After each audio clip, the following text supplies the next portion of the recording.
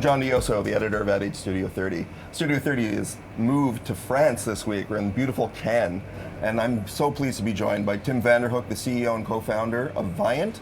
Nice to see you in person, not virtually. Yeah, great to see you as well, and to do it here in France.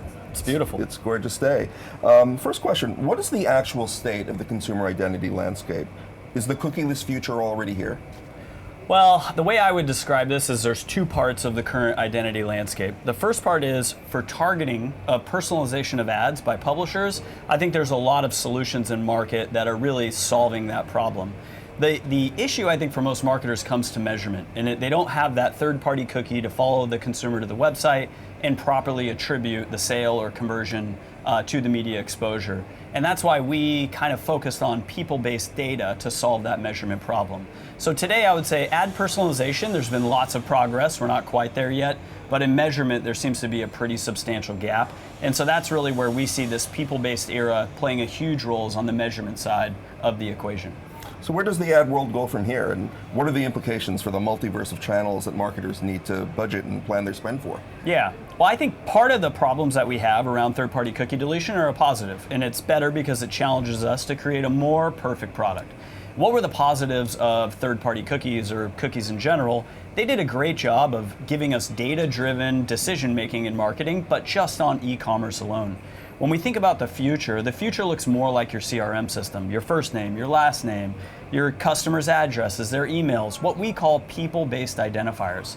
People-based identifiers are owned by consumers. They're not owned by big tech. Google and Apple can't take them away from consumers in the future or from organizations who have that relationship, which is the exact problem we find ourselves in now. So when I think about future-proofing, it's future-proofing against big tech, which is all around these people-based identifiers. And when you're able to match those two together, you can do all the same great things you did in e-commerce of what the cookie did, but it actually extends to physical retail stores as well.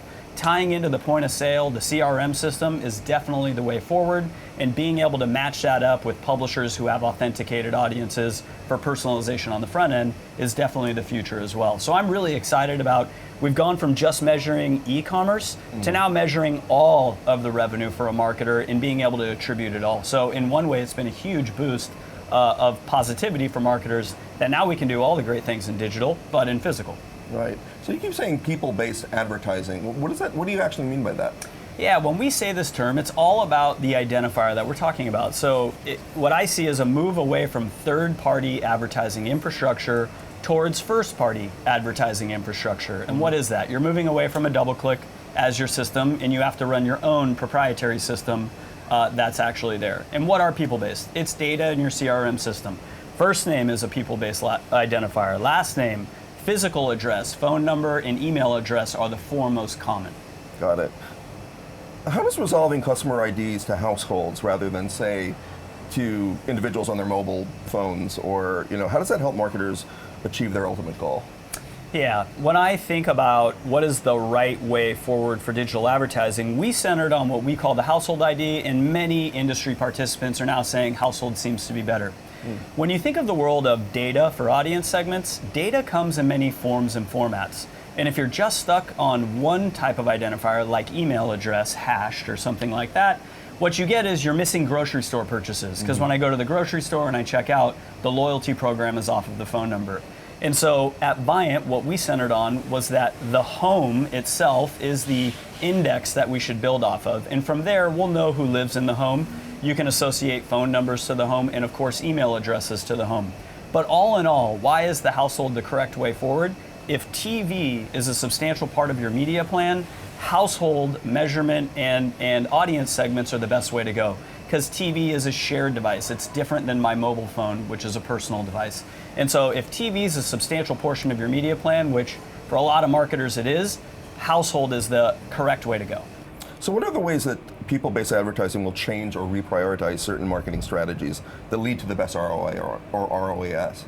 Well, I think it's incorporating more of physical retail. If you think of someone like banks or automotive dealerships, even at a national, QSRs. Physical retail is where they drive all their money, or 80% of the revenue. And so I think these advancements are allowing the data that happened in the physical retail world to actually be used in the same way we did in the digital world as well. And so you see this just blending of online and offline more and more as the way forward, and it delivers huge advantages for the marketers who use it. So what opportunities have these changes presented for marketers, particularly regarding new tech platforms like Web3 and the metaverse? Well, first of all, let's talk about Web 2. It seamlessly blends the omni-channel experience. You can do reach and frequency across devices, across publishers in this seamless way, the way that we're used to. So when I think of the next wave that's coming in Web 3, we know the cookie served an amazing purpose for our entire industry for many decades, 2 decades to be specific. But as we go forward, what is it that consumers want, and what is it that marketers and publishers need? Consumers do want anonymity. And that is something that they've told us out loud, and we can see it in its voting kind of in spades, that privacy and anonymity are an important part of the user experience of being a user online.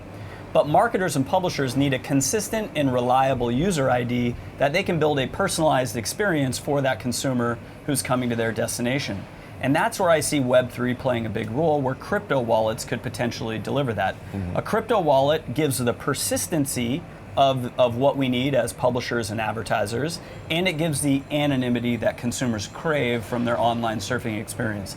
And so I do see in this Web3 world wallets potentially replacing cookies in the same way and giving the same benefits of the consumer. It's still anonymous, it's secure, you control that ID, but publishers and advertisers have a consistent ID that they can deliver the experience they're trying to deliver.